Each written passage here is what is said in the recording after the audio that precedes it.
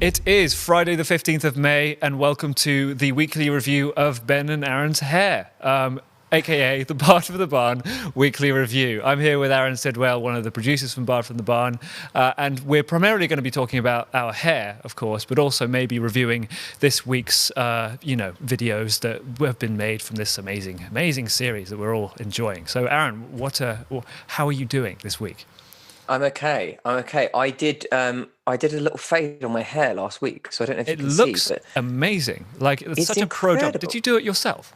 I did it myself. Now, years and years and years of being a penniless actor has taught me how to cut my own hair, because you can't just be running to the barbers every time. It's 12 quid a pop now, and I've not got that kind of money to be spending on myself. It's not happening. Not at all. So I won't let the misses anywhere near the top bit, but the sides are well and truly on fleek, as the kids say. So we're well on the road to the top knot journey. You know, we're off to the races we're heading for the top knot. So. Yeah, I think so. It depends when they let us out of lockdown. And they go, you can go to a barber's now. Whereas mine is just sort of expanding out. It will just continue to go out like this, and then it will just go like eventually down. Because I had very long hair when I was about 14 years old. I know exactly what's happening. You know, I've seen the dreadlocks picture. Yeah, I've seen them. We might get the dreads back. Who knows? Depends how long we're in lockdown for. So, how is everything down at the barn this week? It's been a pretty cool week. Have Reece Shearsmith on the show this week. Tweedy's lost a fan, right? Reece Shearsmith, I remember seeing him in Spaced, Papa Lazarow, League of Gentlemen, Inside Number 9. He's such a legend. And I can't believe people like Reece are stopping by the Lost and Found office for Tweedy. It's incredible. It's not very often I have fan moments, but that was definitely one. I was like a little girl, squealed. I love that he did the number 9 as well, and had clearly put a 9 there, sprayed around it. It's so good. If you haven't watched the show yet, do. Tweedy is just absolutely incredible. But so are some of the videos that we have got to show you tonight. We have got Bronte Tadman, who was a carer who had fallen in love with her subject, her patient's son, and she is on the show later on talking about that. We have got Jasper Cartwright. Wow, what a video. I mean, the quality just, in terms of visual, just jumped up with that video. It's incredible. What can't Jasper do? That's what I say. We've already had Adam Sopp coming in with like something that looked like it was straight out of some kind of TV drama. Now we've got this short film. It looks gorgeous, coming in from Jasper and Dom with original music from Dominic Shaw. Hillary's video was absolutely hilarious this week. I don't think there was one weak link. You know what I mean? So I suppose not. And we've got Phil Bartlett, the director of that, on the show talking about that video. And your favourite bit was the wine eyes, wasn't it? Was the glug of wine eyes? When me and Harry, every week we review the videos that come in, and it's always sort of, you're either reviewing raw footage or you're reviewing maybe someone's done an edit or something like that. And the moment we saw Hillary's, we both burst out laughing. I think it's an absolute hoot because she doesn't hold anything back for the Merry Housewives of Windsor. And then, of course, we are chatting to Ros Ford, a friend of some particular people at the Barn Theatre, of course. Apparently. And she was an online therapist / fairy of an island in The Tempest. It was an amazing concept. Yeah, and the fun thing about that was the aesthetics. I think the finishing touches that we added our side was this sort of. I was thinking this needs some really rubbish new age music and some sort of really aesthetic bits of Ariel font around to make it a bit vaporwave, a bit cool, and just so we're super chilled before we get to the super chill live stream with Ros in which she annoys 3 gentlemen. And then, of course, we will be chatting to the Barn Theatres, which is what we have to call him because he basically lives at the place, Joe O'Malley, who directed the wonderful Leon Horrigan who did something that is not from a Shakespeare play, which is slightly bizarre. But we're going to hear all about Joe. He's going to tell us all about that speech later on. But first up, let's get Bronte Tadman on the show and talk about her video. So we are here with Bronte Tadman, who has given us Monday's video. Bronte, you are another Barn regular. Just like Ryan Bennett, you came onto Christmas Carol and then joined us in the comedy of Ben-Hur before the COVID rug was pulled out from under us, and Ben Hur was closed at a moment's notice. Yeah, absolutely. It was so sad, but necessary.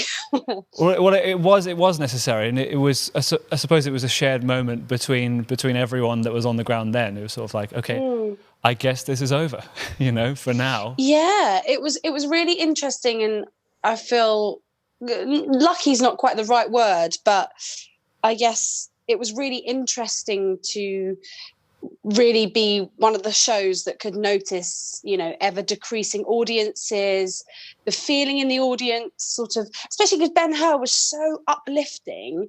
On one hand, it was the best thing you could go and do because there was all this fear coming in and we didn't really know what it was going to be. But also being in a theatre with lots of people, you were suddenly very aware of the virus before we had been before, because we just didn't know about it before as much.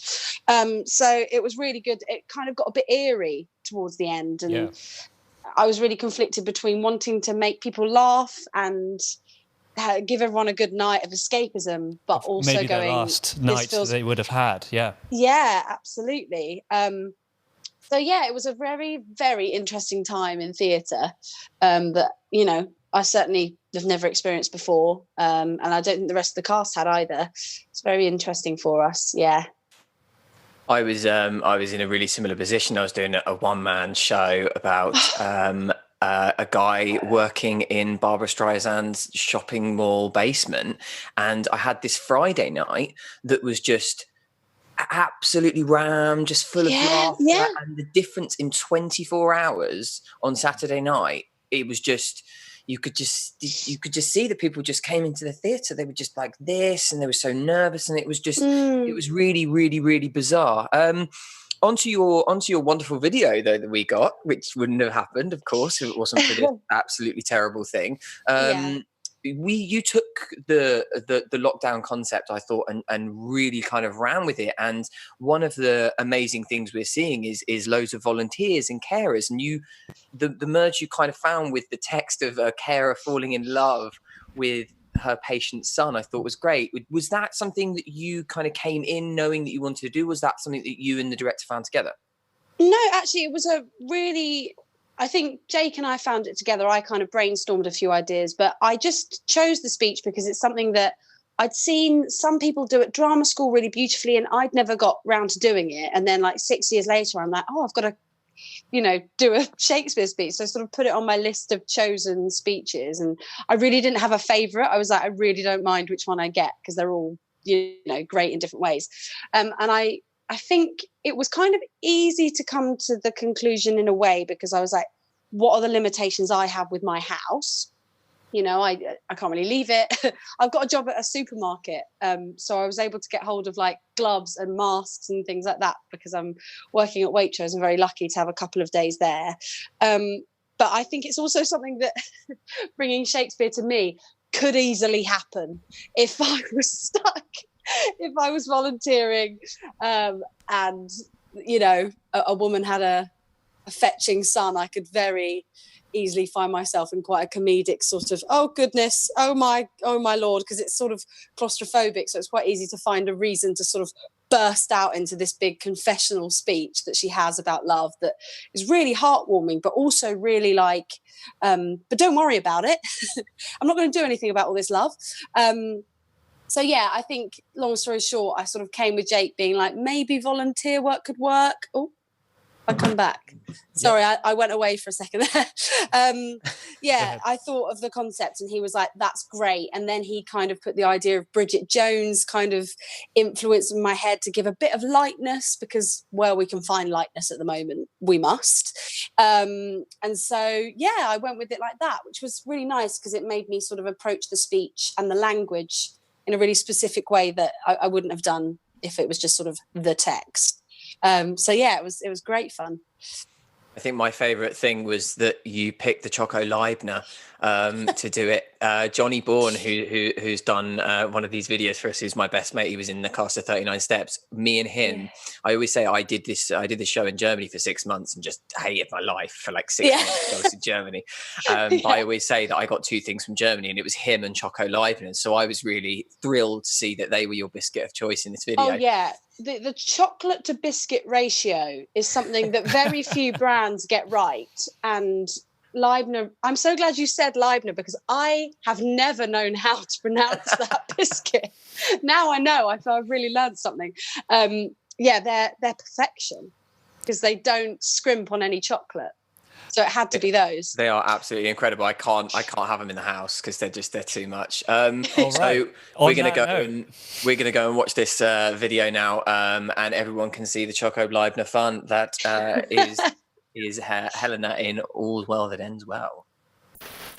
While this is a great time of turbulence, it is a moment too that the country can come together in that national effort. Today we launch NHS Volunteers.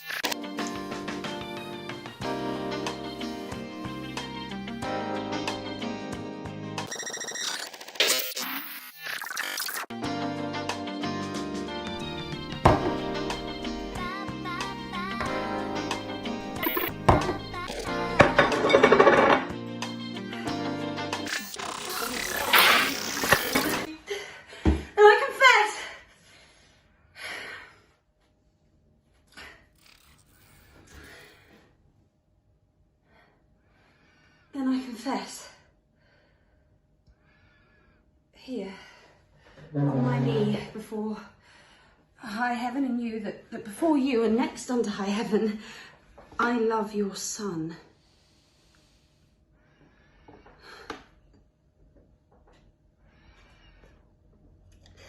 My friends were poor but honest, so's my love. Be not offended, for it hurts not him that he is loved of me. I follow him not by any token of presumptuous suit, nor would I have him till I do deserve him. Yet never know how that desert should be. I know I love in vain, strive against hope. Yet in this captious and untenable sieve I still pour in the waters of my love, and lack not to lose still, thus Indian-like, religious in mine error, I adore the sun that looks upon his worshipper and knows of him no more. My dearest madam, let not your hate encounter with my love for loving where you do, but if yourself, whose aged honour cites a virtuous youth, did ever in so true a flame of liking wish chastely and love dearly that your Diane were both herself and love, then give pity to her whose state is such that cannot choose, but lend and give where she is sure to lose. That seeks not to find that her search implies, but riddle-like lives sweetly where she dies.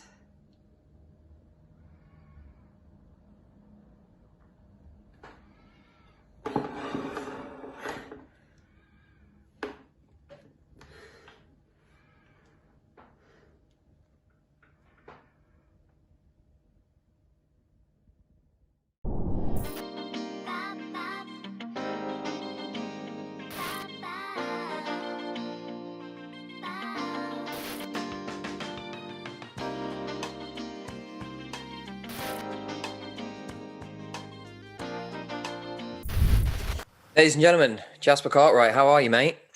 Yeah, I'm really good. Aaron, how are you? Yeah, I'm good, thanks. But I just, your video this week was just amazing. We loved it so much. My favourite thing was just taking this character that is Romeo, who is just so impetuous. The minute he just has a thought, he just got to run away and do it straight away. And taking him, particularly of all the characters, and like locking him down and forcing him to not be able to move is so much fun, because you could just see this kind of pent up kind of frustration in him. And I thought you brought that to life so well. One of the great things I loved, though, is how you used the kind of the modern context to sort of break out slightly of that and do certain bits and bobs. So why don't you just tell us a little bit about that?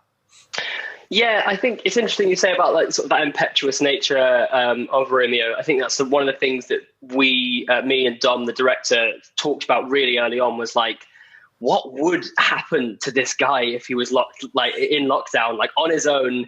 Like he would go crazy because he is all about passion. He's all about impulse, and the idea of being told like, no, you can't do that, I think is just, it's like a fate worse than death for Romeo.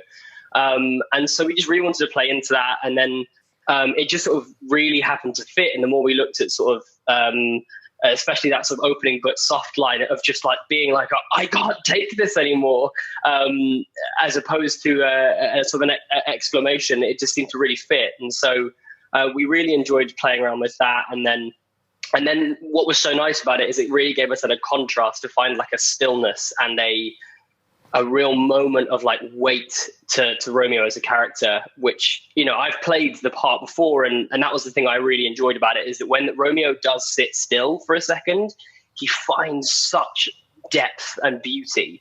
And I suddenly thought that the build up and the chaos of him in lockdown just contrasted with then just taking in the visage of Juliet and all of that. Just, it just added a real weight and to Romeo as a character. And it almost became very easy to play in that respect with all that in mind.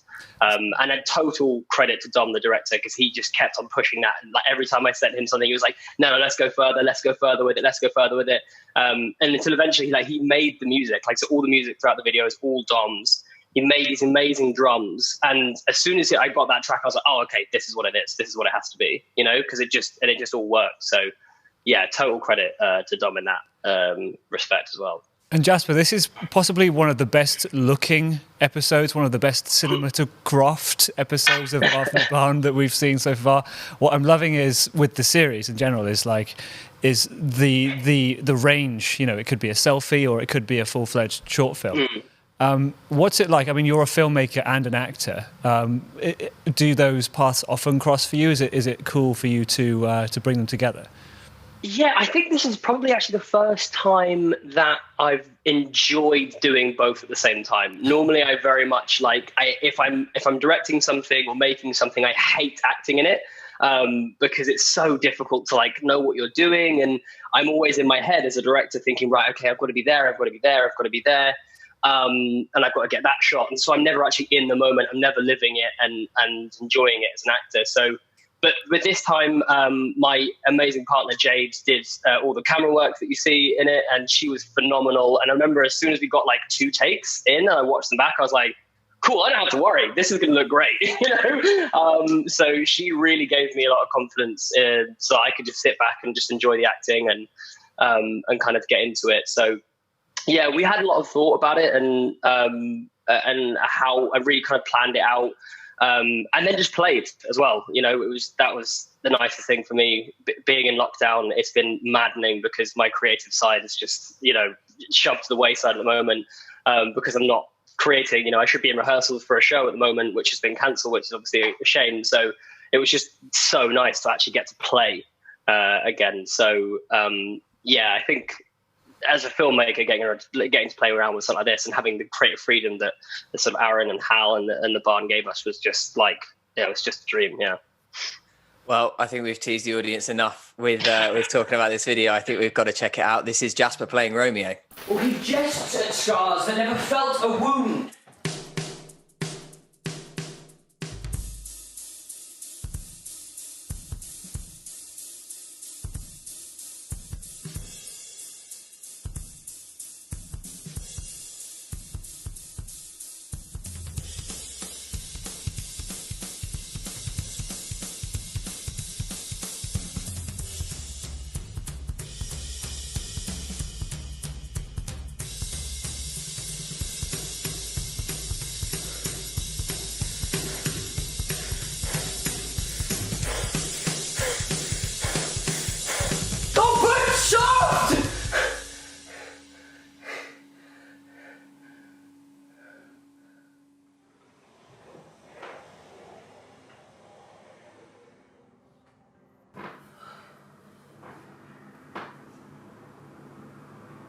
What light?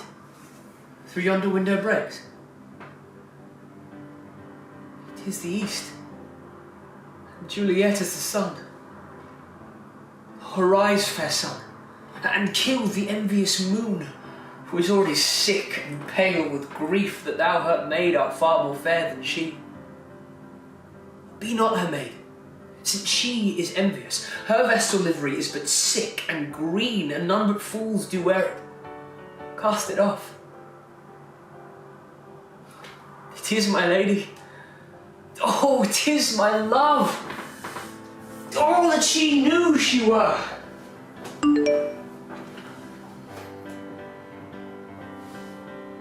She speaks, yet she says nothing. What of that? Her eye discourses, I will answer it.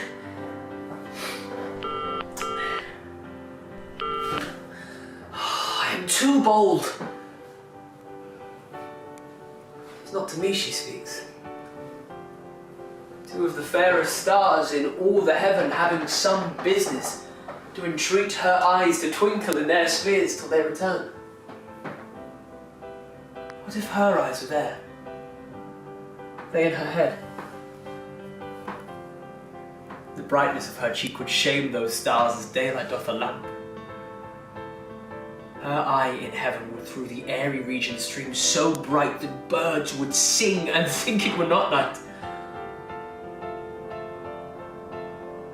See how she leans her cheek upon her hand. Oh, that I would glove upon that hand, that I might touch that cheek.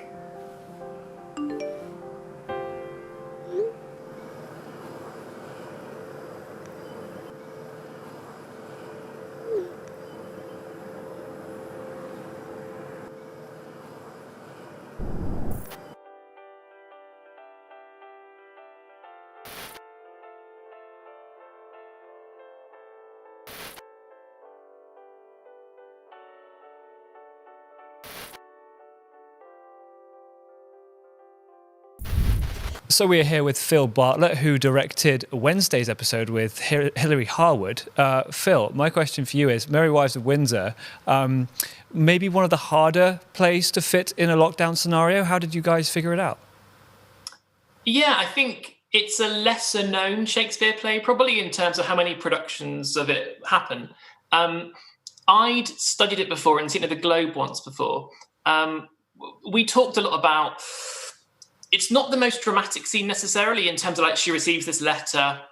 She's at first quite taken by it, and then she realizes it's from Falstaff and she gets annoyed. So we talked about what kind of woman is she? She's not, she's a fairly affluent woman. Like, how does lockdown affect her in terms of what she's doing? She's not a key worker. She's not got financial problems. Perhaps actually she's at home drinking wine. So that's where we started from. Sort of like the Merry Housewives of Windsor. Exactly that, yeah. Desperate Housewives of Windsor. That's it. I think that was literally one of my favorite things, is that the minute we kind of say to people lockdown, they kind of go, oh, Zoom calls. And actually there's so much stuff going on. And one of the things is that the government have kind of gone, oh, and you can do some exercise. And people go, exercise? Oh, I don't normally do exercise. Oh, I'll do some exercise then. But I loved the idea of her just like knocking back a Chardonnay while she's doing it. It's so counterproductive. It's wonderful. Yeah, I mean, I know it's light, but I'm aware that like I've been exercising a bit more than before, but I'm drinking quite a lot more than before, because all that spare time, like, what do you do? So, I was saying, like, we're all Mistress Page, I think, Absolutely. And you, of course, have not worked with Hilary before. So how did you guys find that? Because obviously, usually as an actor, when you start working with the director, you've met them a couple of times at auditions, and you've kind of, got a feel for them already. And so stepping into the room, there is a slight familiarity. But when it's just completely, just two strangers essentially meeting over Zoom for the first time, that's got to be quite weird. Yeah, I mean, it was a delight, though. We've actually got the same agent, which we hadn't realised until we started working together. We haven't met before. What I love about working with actors is that kind of face-to-face stuff. So it's really odd doing it remotely. But Hilary was a delight. Lots of good ideas, easy to get on with. So yeah, it was a real pleasure, like no complaints at all. Yeah. And it came across so well. I think we're going to go to the video now. This is Hilary Harwood, directed by Phil Bartlett, as Mistress Page in The Merry Wives of Windsor.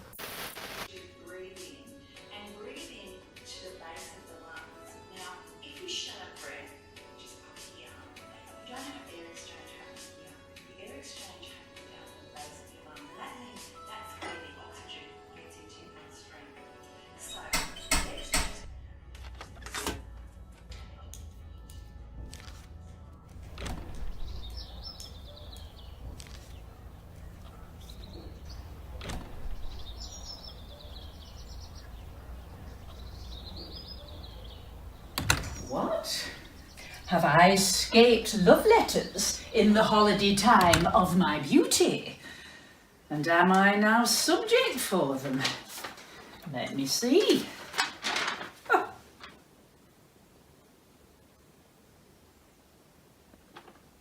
Ask me no reason why I love you. For though love use reason for his physician, he admits him not for his counsellor. You are not young. No more am I. Go to then their sympathy. You are merry. So am I. Ha! Then there's more sympathy. You love sack. So do I. Would you desire better sympathy? Let it suffice thee, Mistress Page, at the least, if the love of a soldier can suffice, that I love thee. I will not say, pity me, 'tis not a soldier-like phrase, but I say, love me. By me, thine own true knight, by day or night, or any kind of light, with all his might for thee to fight. John Falstaff! What a Herod of jury is this! Oh, wicked world! One that is well nigh worn to pieces with age, to show himself a young gallant. Oh.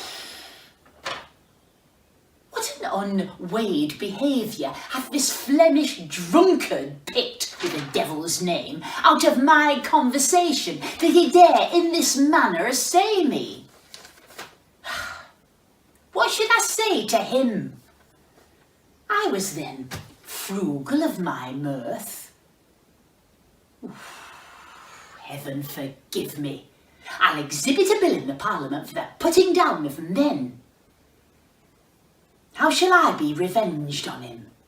For revenged I will be, as sure as his guts are made of puddings.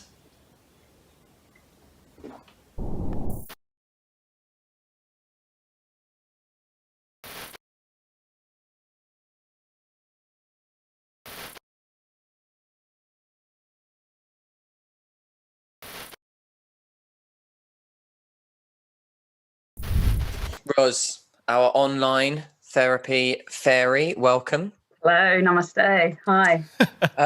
So this was quite a concept, really, because it's such a weird play, The Tempest, because actually it's so magical that kind of putting it in any other context other than supernatural is really, really, really weird. So did you have this idea already in your head, or was this a big kind of collaboration between you and the director to find this? I originally did think it was going to be really hard to appropriate to lockdown, but then I realised in The Tempest they're all put onto this island, and all of the characters, the whole point is they can no longer see the people they love, and they've got to sort out their issues on that island in that moment, or in that day, I think it takes place. So I was like, actually, it's kind of perfect if the island represents lockdown. But then I also did kind of want to incorporate a little bit of that magic. Whether that came across or not, I don't know, but in the titles of the books and like my little angels that I've got there, I thought, why can't Ariel be like a sort of magical guru therapist type character? So I tried to incorporate different elements. So, Ros, I've got to ask you about your time at the barn. It seems like every single job that I see that you have, it's almost like you bring something new to it. You know, you're a cellist one day, you're an actor the next. Tell us about your approach to your work. You know, as a multi-instrumentalist, multi-talented person who is now adding another string to her bow as an online therapist. Well, I feel like in the way I'm an actress is that it's like when you get into the rehearsal room, whatever, like so often, and I'm sure all actor musicians will attest to this, anytime the director's like, oh, do we have has anyone got a marimba? Oh yeah, I've got marimba. Have you ever played it? No, but I can learn it. Or like, you just have to kind of go with it's just whatever having a might be marimba is the useful essential thing. Yeah. Yeah. So it's really fun. Like I just try and remember anything I might have learned at school in one random music lesson or like one random drama lesson and just go, yeah, I can do that. And then just give it a go, really. But yeah, I don't know whether that always, you know, then it's a case of being able to pull it off. But online therapist is definitely a new one. Right, without further ado, we will go to Ros Ford's video. I love the aesthetics in this one. I hope you all do too. This is Ros Ford, directed by Jess Daniels, as Ariel in The Tempest.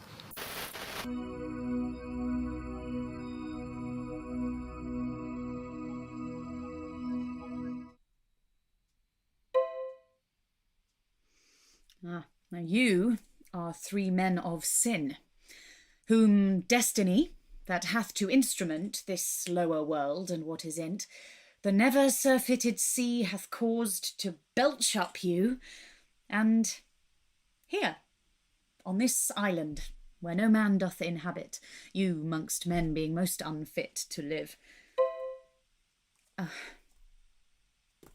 I have made you mad. And even with such like valour men do hang and drown their proper selves. You fools! I and my fellows are ministers of fate. The elements of whom your swords are tempered may as well wound the loud winds, or with bemocked at stabs kill the still closing waters, as diminish one dowel that's in my plume.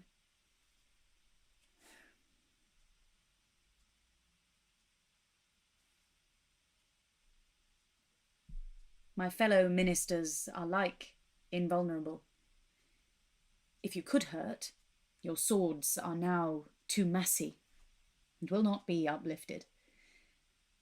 But remember, for that's my business to you, that you three from Milan did supplant good Prospero, exposed unto the sea, which hath requited him and his innocent child.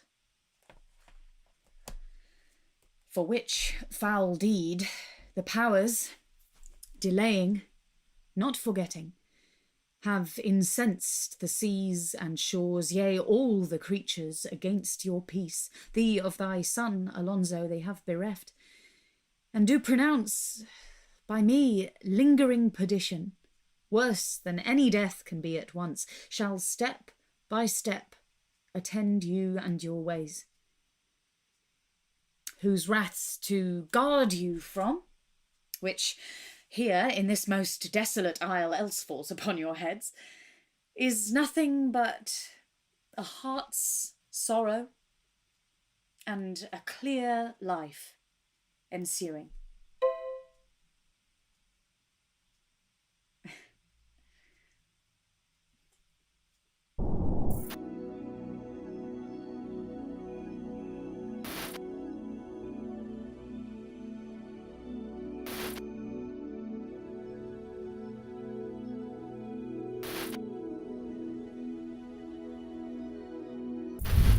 Joe, welcome to the show, my friend. Welcome to the show. Thank you. So you, of course, have been at the Barn Theatre with 1 Minute and Hannah Baskervilles and 39 Steps, and you were just there with Ben-Hur, which unfortunately, as we spoke to Bronte earlier on, was the show that was pulled as a result of COVID-19. Is it just a case that you can't get any other work, or are the Barn just that cool that you just need to keep coming back to them? It's definitely the first. Actually, that's really useful. I'd like to actually use this opportunity to put it out there that if anyone does need a director in the near future, I'm cheap. I'm really cheap and enthusiastic. So if anyone in 2020 needs a theatrical director, then they should give you a shout. Absolutely, on a shoestring. I'm well into it. No, in all seriousness, well, I love working at the Barn. It's my favourite place to direct. It's been absolutely. We've had such a laugh over the 2 and a bit years that I've been working there. And yeah, as you said, obviously, I don't know, not sure if Bronte's already mentioned it, but yeah, Ben-Hur was the show that was being playing when all this kicked off. So it did get pulled, not because it was rubbish, but because of Corona. And we really, really hope, and all things. If everything comes together, then maybe, hopefully, it might come back when we're all allowed back into the theatre again. Indeed. We're actually filming this, and as we do all our streams, on the set of Ben-Hur. These walls behind me were actually used in Ben-Hur. They have been prepared, and they've hosted everything from politicians to Tweety the Clown. So, it's possibly our most successful set. Yeah. Any impromptu chariot races or? No, we had to give them back. Bronte also was talking about that earlier. So no, actually, it was Ros that asked about that. But anyway, so Joe, I have to ask. Tell me about Thomas More, the speech, because this isn't actually from a Shakespeare play, is it? No, so I'll admit that when Liam first suggested that he wanted to do this, I had no real prior knowledge of this speech. After looking into it, it's really fascinating, a period in history that I think, my memory serves me right, about sort of 1517 it was. It was basically 1st of May. There was a massive riot in St Martin in the Fields. So, right heart of London, sort of right near theatre land as we know it. And it was literally a riot against the stranger, against immigrants coming into the country. They reckon over a 200-year period, they'd had around 60,000 immigrants that come in, which to us seems, I think I worked it out. I think it's like one a day or something. It's like nothing, but much smaller population, and everyone from people with no money at all to very rich immigrants coming in with their businesses. And there was a depressingly familiar riot about protest about these strangers coming in because the strangers from abroad were taking their jobs, were speaking in weird languages, were eating weird food, all the depressingly familiar things that we hear today. And so, as the story goes, Moore, who was the city's deputy sheriff at the time, goes out to sort of quell the riots and delivers this speech. And these events were made into the events of this day were made into a play that was subsequently banned because there were so many subsequent riots about and protests over the same thing that they thought if they actually put the play on, it would sort of inflame passions again. And one of the people who helped write the play, edited some of it, and contributed about sort of 150 lines to it was William Shakespeare. They're almost certain, they are certain it was him. In fact, the only writing, actual script, I believe, hope I'm not wrong with this, in existence, written by William Shakespeare's hand, is of this speech. And it's a fantastic speech. It's really accessible, it's direct, and it's essentially William Shakespeare contributed the key speech where Moore goes out to address the crowds, and it's a classic example of, put yourself in their footsteps. Put yourself in their position, and what would you do if you were, had nothing, were coming to a foreign land and were just hoping to be sort of looked after and welcomed. And we thought it had a really good. It's incredible. We thought it would it sort of what do you call it? Yeah, it was a good echo of what's going on at the moment, to be honest, and how the virus was originally. There was the original sort of reception to it was stuff about, the Chinese. We still see it with Trump, the Chinese virus, stuff like that. There's a lot of. I mean, the phrase was going around of Kung Flu, wasn't there? That was God! I mean, quite popular. Just terrible, but suddenly, what me and Liam spoke about is what the amazing thing about this terrible pandemic has been. All these things that were caused such passions in people. The EU, whether you wanted to leave or stay. The Windrush scandal, the refugee crisis with people, coming from all sorts of war-torn places on boats. Suddenly now these are quite often the people that we're relying on to save our lives. And we thought that was a fascinating thing.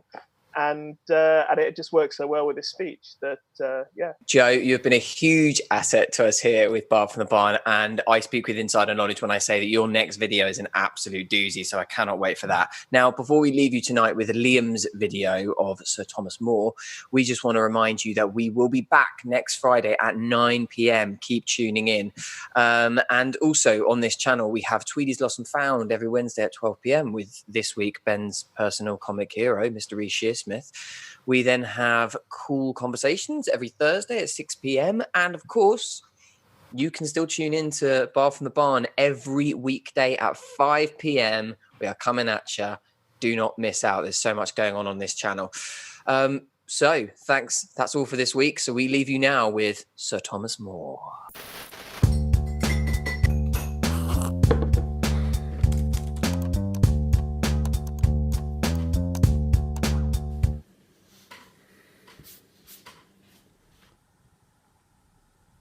Grant them removed. Grant that this, your noise, chid down on all the majesty of England.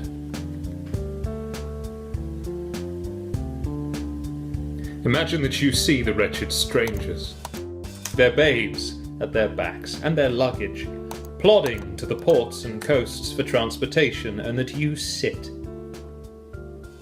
as kings in your desires, authority quite silent by your brawl, and you in ruff of your opinions clothed. What have you got? I'll tell you. You have taught how insolence and strong hand should prevail, how order should be quelled. And by this pattern, not one of you should live to be an aged man. Desperate as you are, wash your foul minds with tears, and those same hands that you like rebels lift against the peace, lift up for peace, and your unreverent knees make them your feet to kneel to be forgiven. You'll put down strangers, kill them, cut their throats, possess their houses, and lead the majesty of law in line to slip him like a hound. And say now the king, as he is clement if the offender mourn, should so much come to short of your great trespasses, but to banish you. Whither would you go? What country, by the nature of your error, should give you harbour? Go you anywhere that not adheres to England, why you must needs be strangers. And what would you feel? To find a nation of such barbarous temper that, breaking out in hideous violence, would not afford you an abode on earth, would whet their detested knives against your throats, spurn you like dogs, and like as if that God owed not, nor made not you, nor that the claimants were made appropriate to your comforts, but chartered unto them, what would you feel to be thus used? This is the stranger's case. And this your mountainish inhumanity.